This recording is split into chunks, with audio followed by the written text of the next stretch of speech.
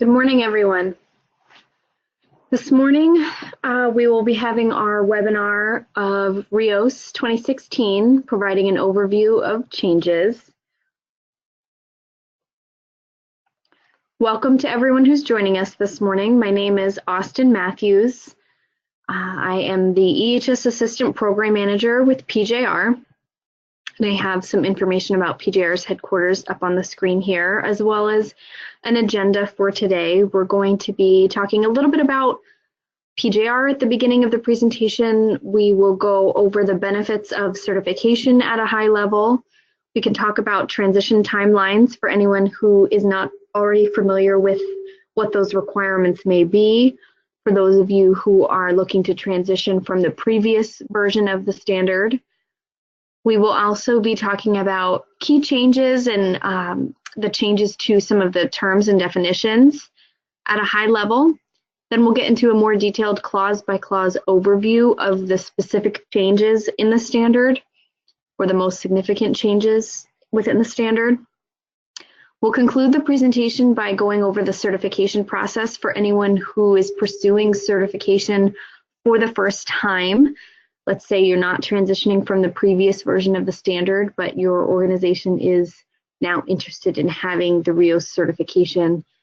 We will go through what that process looks like briefly for your awareness. And we will have time for questions at the end.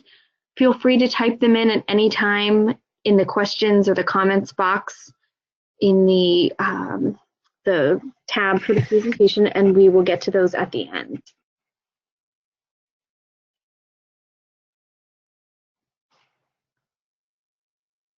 PGR is one of the leading registrars in the world, and this list gives you not an all-inclusive list, but certainly an idea of where we offer certifications for various standards. And we are accredited to grant certification for a wide variety of standards.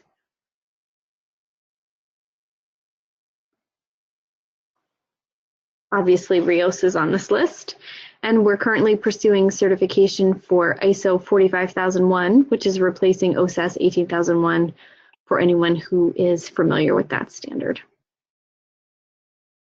Okay, so just in general, some benefits to certification.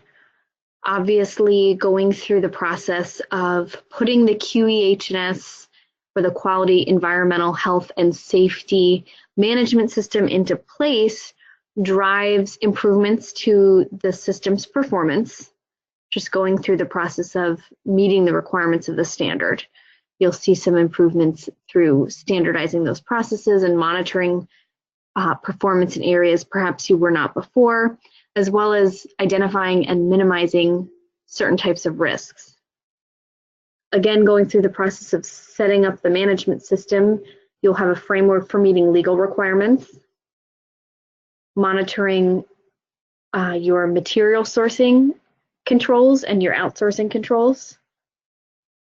The management system, the standard requirements drive management commitment and employee engagement improvements. Certain certifications in certain industries can certainly provide a competitive advantage or an improved public image.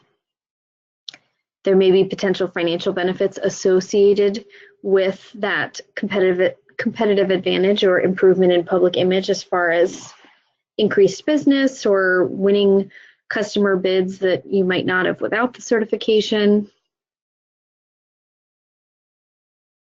Sometimes there are insurance benefits as well, financially associated with holding certain types of certifications and having those management systems maintained and audited on an annual basis. The system provides a framework for meeting customer and regulatory requirements. Again, just going through the process of implementing the standard allows you to set up that framework. And the standard itself represents a commitment to the responsible management of recyclables, which circles back around to the public image and the QEH&S performance.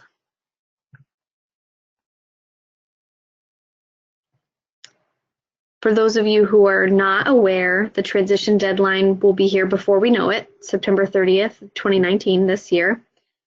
So you've got less than 9 months, or just around 9 months, to complete that transition if that applies to your organization. Now keep in mind that this deadline is for the issuance of the certificate. So before we can issue the certificate, and thinking ahead of this deadline, we need to have the audit conducted and address any nonconformities that were identified during the audit, as well as perform PGR will need to perform their internal review of the package and the certification decisions to be able to issue that certificate. So you don't want to have your audit take place on September 29th because there will be a lapse in certification. So keep this deadline and all of those associated activities in mind when you're scheduling your transition audit if you have not already done so. But I would highly encourage you to call your scheduler if you haven't already scheduled that to make sure we can get that on the calendar in enough time to prevent a lapse. Otherwise, like I said, if your audit is too close to that deadline and we can't complete those activities, there will be a period of time in which your RIOS 2006 certificate has expired and we're not yet able to issue the RIOS 2016 certificate. So there will be a period of time where you weren't certified. And a lot of companies would prefer to avoid that situation. The transition requirements from the standard itself require the transition audit to be a recertification audit. So that's also something to keep in mind. If you have not already scheduled that audit, be aware it will be a recertification audit. Whether you are normally scheduled for a surveillance audit this year or not, it will be, at the time will be increased to that of a recertification audit to ensure that all of the changes in the standard and all of the transition requirements are covered. I also have an email address on the screen here for a contact to purchase a copy of the standard if you don't currently have one. That is not something that PJR provides.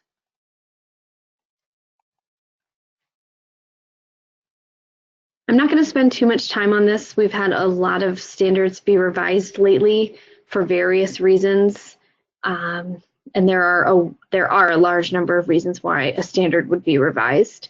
Certainly, all of the standards are trying to maintain their relevance and maintain their compatibility with other management system standards. So since several others have changed, if the content affects other standards, then it makes sense that not long after that, other standards would be revised as well. They also want to continue to be easy to use or become even easier to use. So they take that feedback from customers and organizations who are implementing the standard, as well as different organizations like registrars who are auditing to the standard. They take all of that feedback into consideration when they're working on a revision and try and make it as easy to use as possible.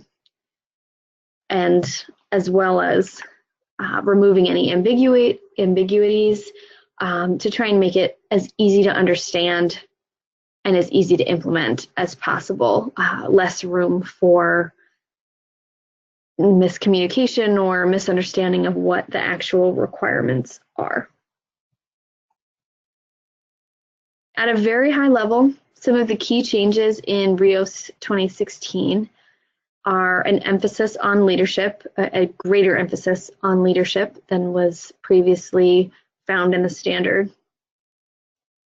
You will notice a definite focus on proactivity and management of risks. There is an emphasis on the outcomes of the management system, the intended outcomes, the performance of the management system as a gauge for how effective the processes are and how effective the management system is. Changes to the communication and awareness requirements, including stakeholder and customer requirements. And in this version of the standard, there is stronger language related to change management.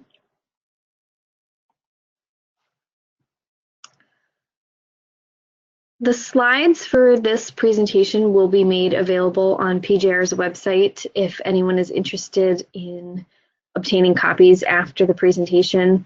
We will also be posting a recording of the webinar to the website if anyone is interested in that. So I'm not going to go through and read all of these terms. You can access the presentation after the fact, but I've included in these slides the terms that have had changes to their definitions, or if there happened to be a new term or two, I put that in here as well. But again, I'm not going to go through and read the changes in the definitions. We'll be looking at the changes of the standard primarily this morning.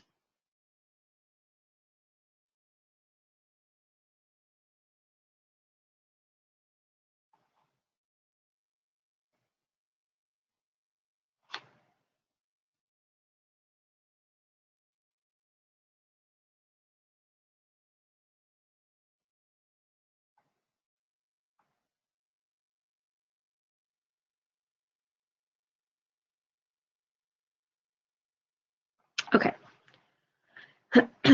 So the introduction of the standard includes notes and additional guidance. Those are not auditable, but you will find some additional guidance in the introduction and the notes sections of the standard as you are implementing the changes or reviewing the standard for what is different.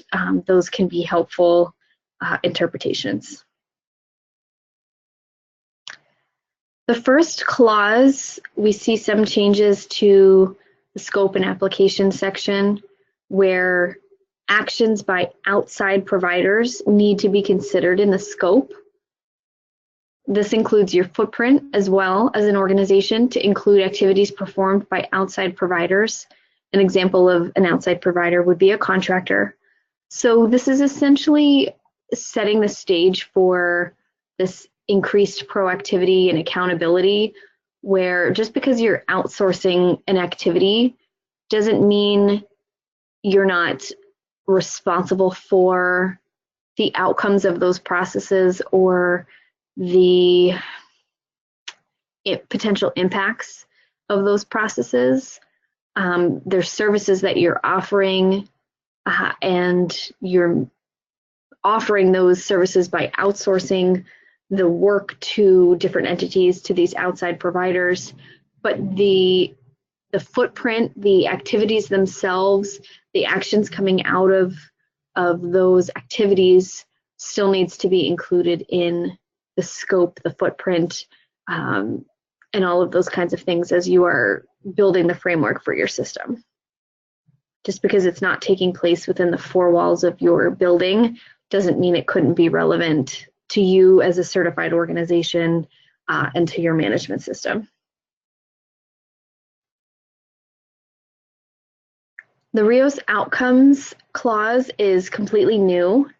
It outlines different implementation criteria, intended outcomes of the management system, and calls for increased proactivity, which I mentioned earlier is one of the key changes to the standard, and you'll hear that several times today.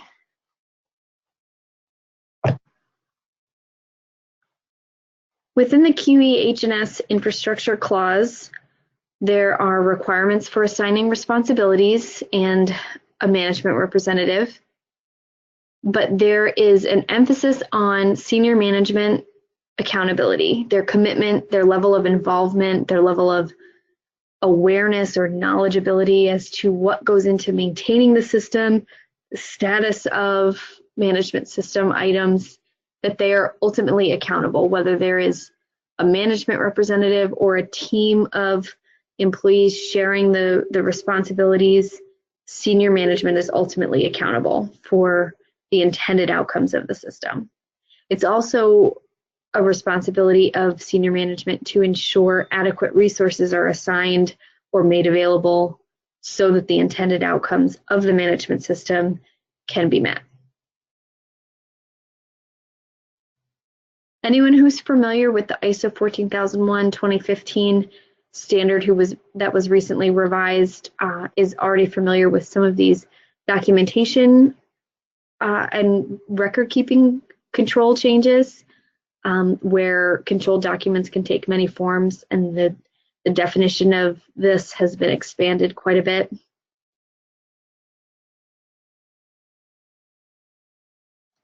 And in Clause 2, related to the policy, there are some additional requirements to be considered or added into the policy verbiage related to evaluation of impacts and risks, annual reviews, senior management commitment. There's several different requirements to consider here that were not there before.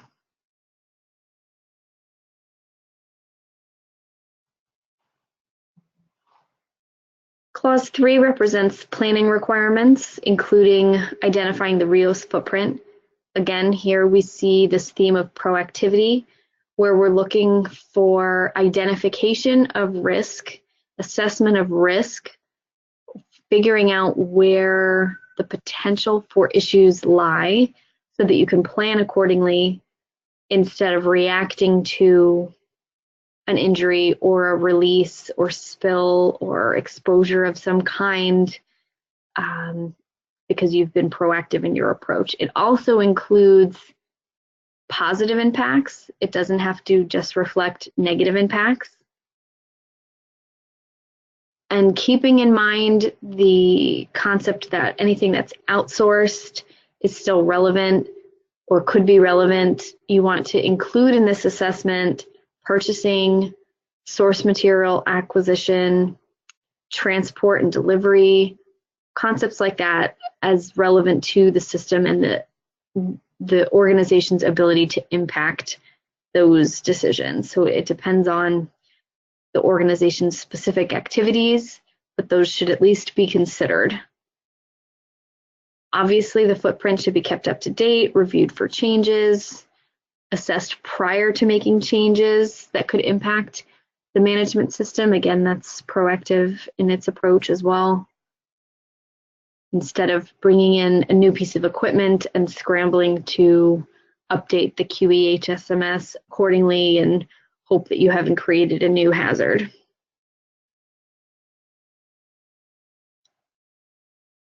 Important quality risks is a new section as well. It requires the identification and control of risks affecting product quality or service quality, depending on the organization's specific activities.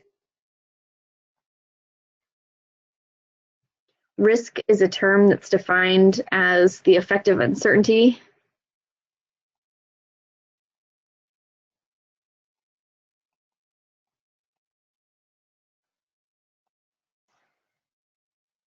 Some examples to consider here in this section related to quality risks include employee theft, ineffective training, the departure of a key employee, especially if it's unexpected or prior to having the opportunity to really transition somebody new or capture some of how that key employee did their job. Equipment or tool breakdowns, things like that, things that could have an impact on product or service quality.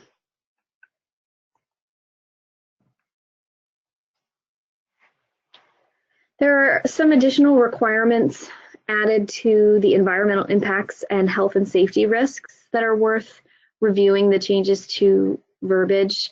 And some of those changes include the requirement to document rating criteria and controls respectively in those two areas. The legal requirements section now includes product requirements as well, and again includes some requirements for documentation.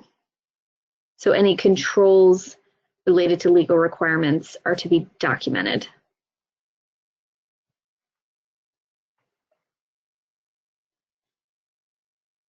Product, service, and customer requirements is a new section requiring the documentation of any requirements and associated monitoring methodologies for, could be products, customer requirements, outsourced activities, source material specifications, things like that. Anything that falls under this product, service, and customer requirements clause. And this section also requires verification of those requirements and monitoring requirements being met, as well as records of conformity.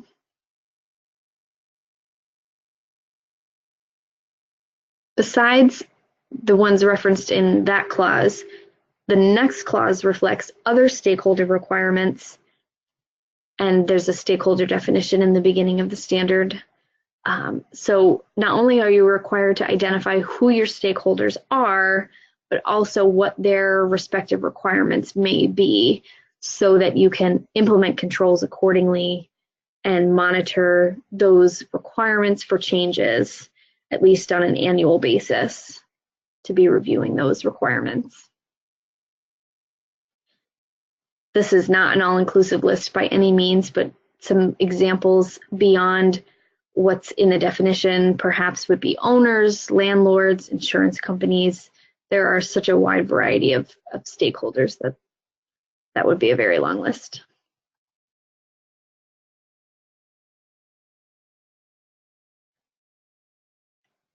We can look at some improvement planning changes. We have different inputs or items to be considered, additional items to be considered when establishing goals for the management system.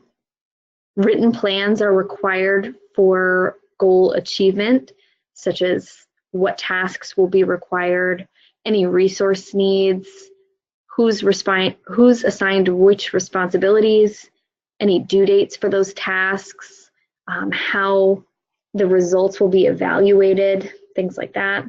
So those plans need to be documented. And as I mentioned before, there is verbiage added related to change management. This is a new section, again requiring a written plan to have this process to review changes prior to implementation to assess how they affect the QEH of SMS, how they affect the footprint, are new risks or hazards introduced, are there changes to permit requirements or PPE requirements or different operational controls, training requirements, regulatory reporting requirements, insurance requirements, the list goes on and on. But having this process to proactively assess those changes and impacts prior to introducing this change into the system is what this section is all about.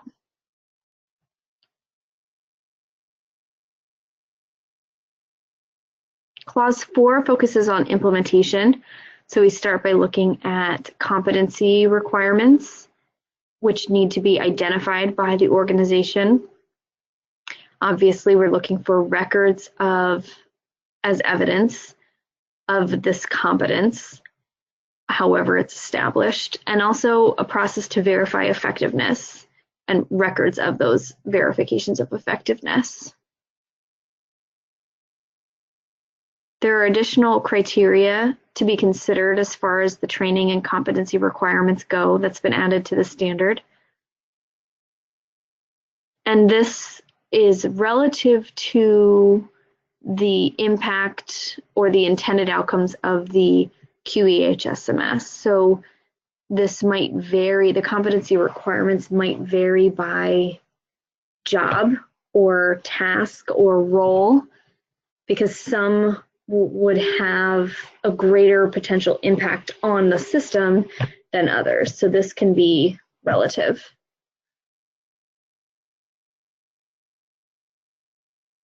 Similarly, there are some additional awareness topics or requirements for consideration. And as far as the communication clause goes, communication plans are required to be documented.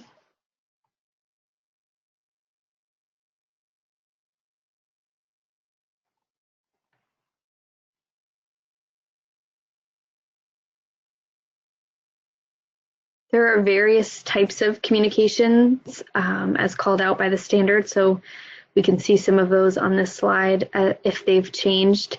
Customer communications, this clause has changed in that it includes any customer qualifications that may be relevant, and any customer requirements specific to the QEHSMS or quality, environmental, health, and safety matters. So again, it's relative, but that's to include any customer requirements if there are any that apply.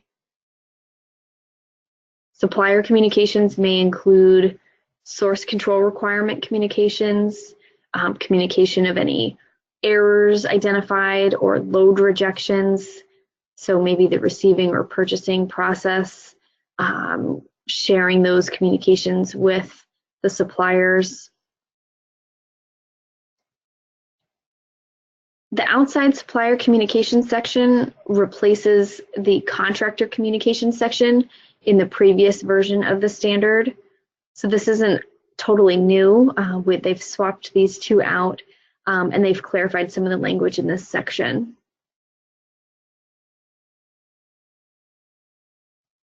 External communication requirements beyond those mentioned already would be visitors, stakeholders, different groups like this, and it really depends on the specific group what QEHSMS information may be relevant to share or to communicate. So some of these groups or individuals, it may be important to share the emergency plans with them. The fire department often needs to be aware of the reportable chemicals on site, things like that.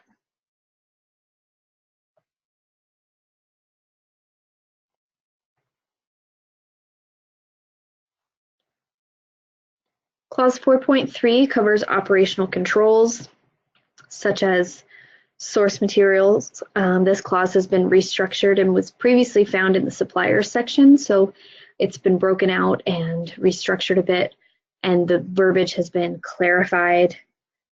There are additional control requirements here, so the language has been clarified and expanded upon and moved. So take a look at the content in this section as it may be relevant to your organization. Similarly, the outsourced providers, products, and services clause has been restructured and pulled out from the contractors section that it used to be part of. And there are additional requirements added in the RIOS 2016 standard related to or similar to purchasing controls, such as the documentation of any specifications that there may be, any controls in place relative to the impact or potential impact on the QEHSMS or the QEH&S performance. Any records of evaluation or monitoring that are done by your organization to monitor those outsourced entities, the providers, the products and services that they're providing, whether you're evaluating them as a company or evaluating the outputs of their processes and whether they're meeting your outsourcing requirements, whatever the case may be, we would be looking for records of that. Quality controls is a new section requiring the documentation of any specifications and requirements your organization may utilize. Again, this is dependent on the industry or depending on your organization's specific activities and what, if anything, is outsourced, but any specification requirements are to be documented, worker instructions, things like that, making sure that those controls are clearly documented and available. Similarly, there are new sections for environmental controls and health and safety controls, respectively, looking to document the controls associated with minimizing those risks. So whether we're talking about quality risks or environmental impacts or health and safety hazards, obviously the point of those controls is to minimize those risks and hazards. So these clauses, these new sections require those controls to be documented for those purposes. There aren't any significant changes to the emergency preparedness requirements of the standard. but there is a requirement to communicate emergency preparedness information as relevant according to clause 4.2, which if we go back and look, is the communication clause. So no significant changes to what is required as far as an emergency response plan or any considerations there, but it is subject to any communication requirements that the organization may have. In some areas, the emergency response plan, for example, is required to be submitted to the local fire department. So just being aware of any communication requirements relevant to emergency preparedness plans. Sometimes we also see organizations who, before they do any type of drill or testing of their emergency systems, are required to notify certain entities, such as their local fire department or their landlord or their alarm company or all of the above. So again, just being aware of any communication requirements that are relevant.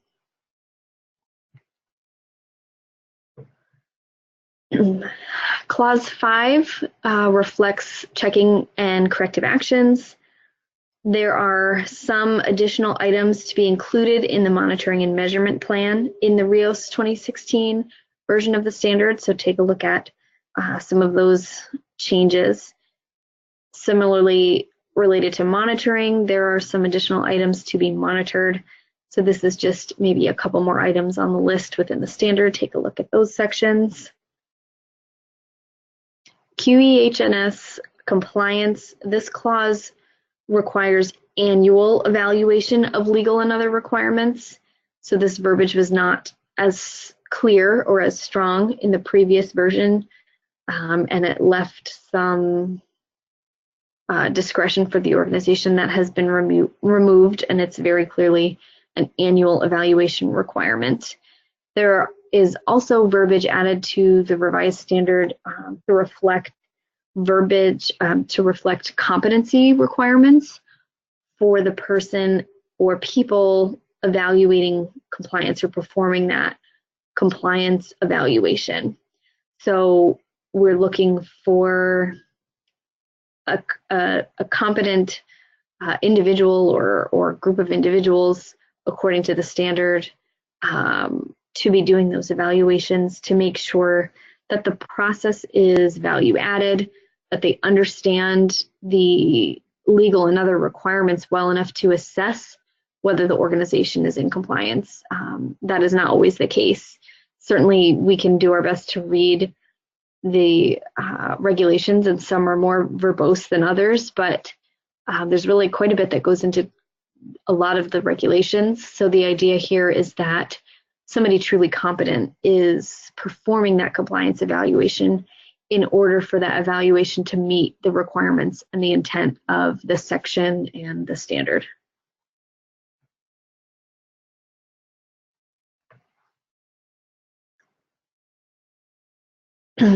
There are some additional requirements related to maintenance and calibration for monitoring equipment.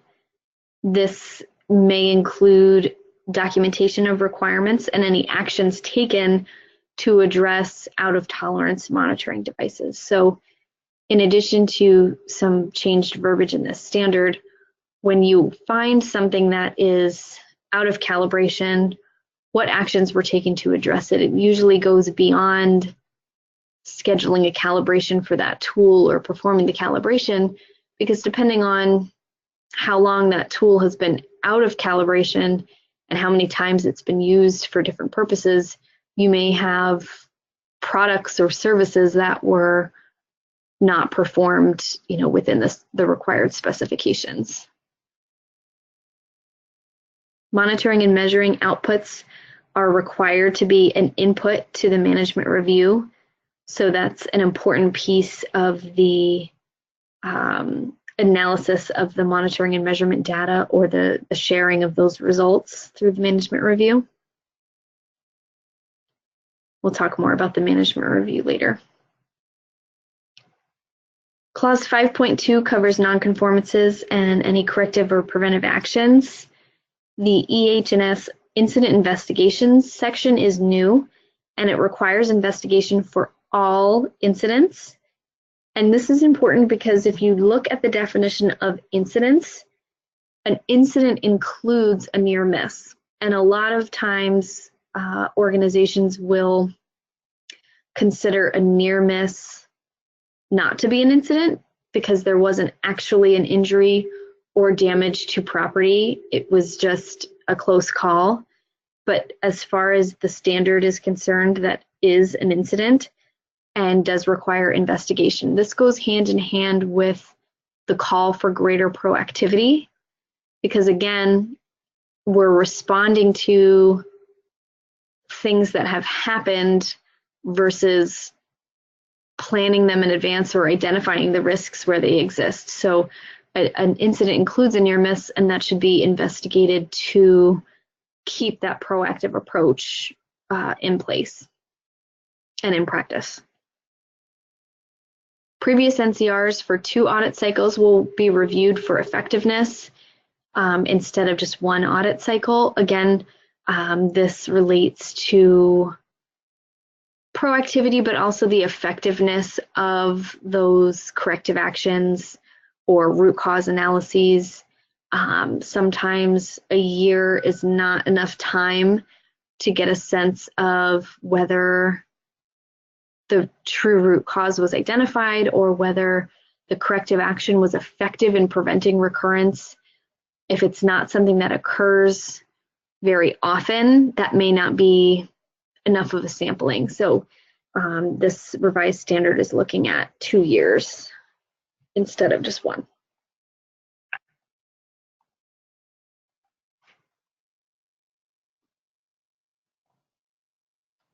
The internal audits require annual audits, or are required to be held annually. And they are required to be full system evaluations prior to certification or recertification. So at least falling in line with your certification cycle every 3 years, you'll need to have full system evaluations.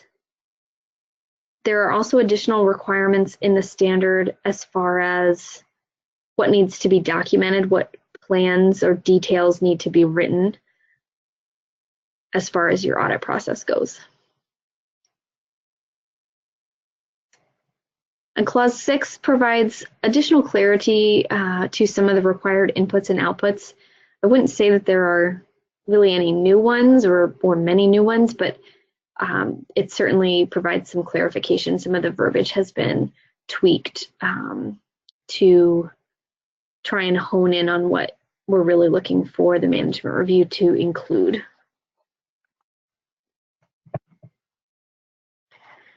Okay, so as I said, for anyone who is not transitioning but is pursuing certification for the first time, we'll just really quickly go through what that certification process looks like, and then we'll have time for questions at the end.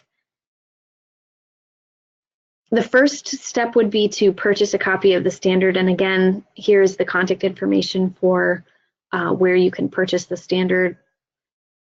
Based on the requirements of the standard, you'd be establishing your QEHSMS, your Quality Environmental Health and Safety Management System documentation to meet the requirements of the standard. You'll perform any training that's required, implement all of the controls that you've identified through the process of establishing the documentation, including conducting an internal audit, a full system internal audit, a compliance evaluation by a competent auditor, and conducting a management review of the entire system, including the internal audit outputs, so after the internal audit was performed. You'll also need to contract with a certification body such as PJR to get your audits quoted and scheduled.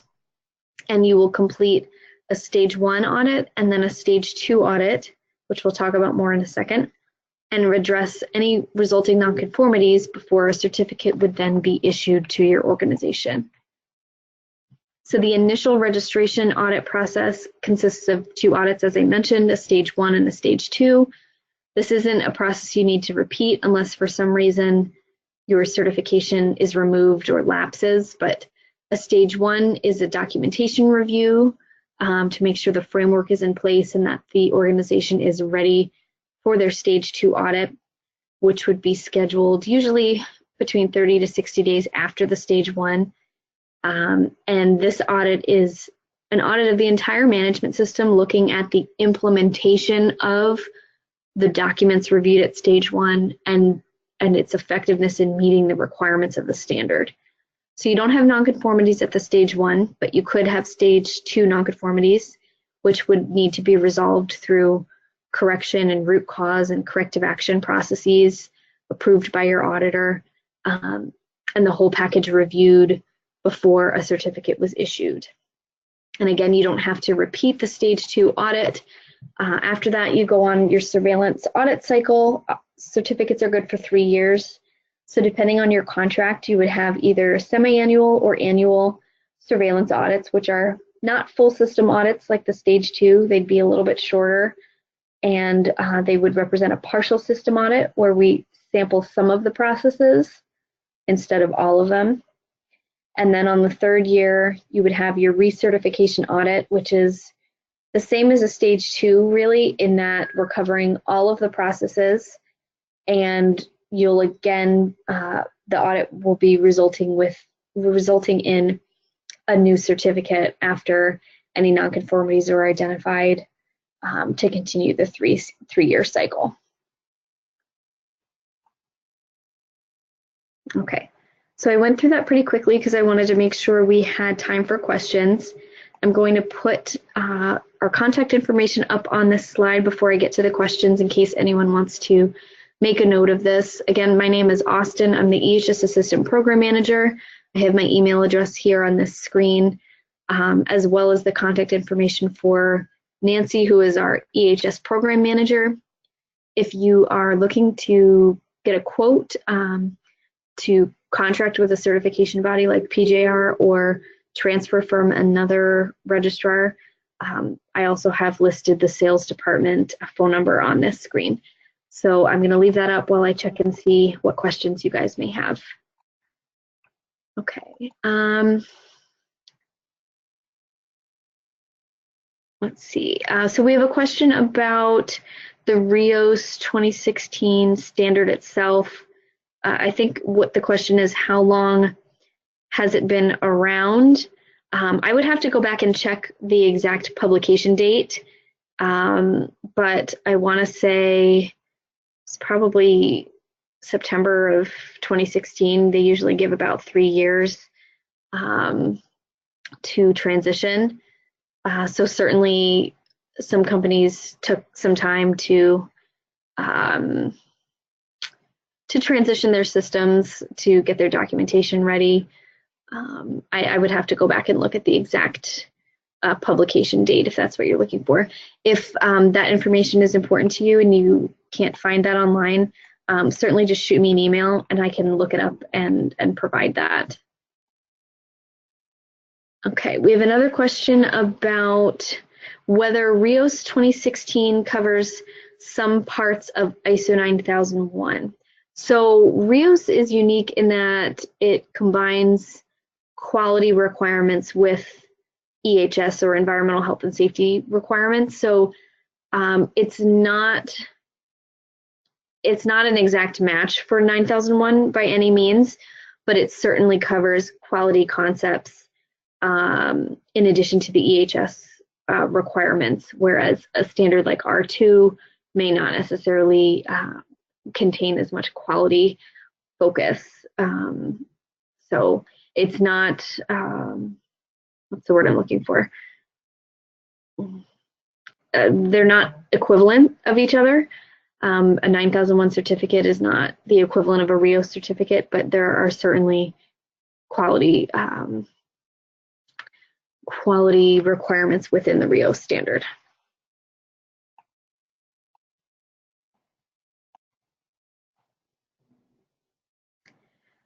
We have a question about document control. What's an example of how controlled documents can take many forms?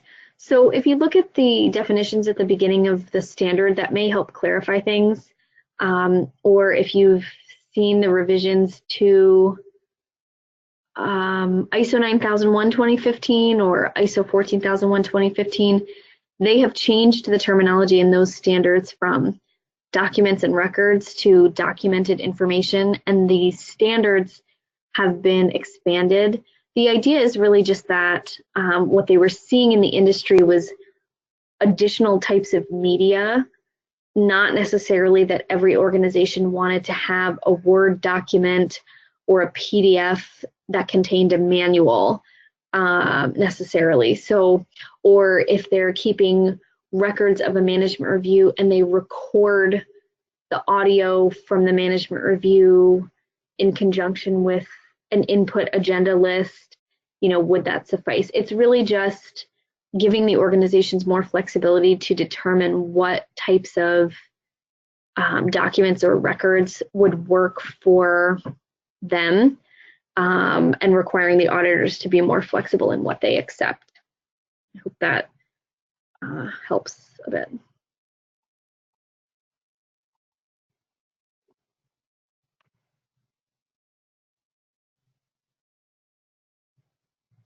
There's a question about how eStewards compares to RIOS, and whether the RIOS 2016 standard would be beneficial for a company who already has eStewards certification. That really depends on your organization's specific activities, and that may be a better conversation for after the webinar or offline sometime.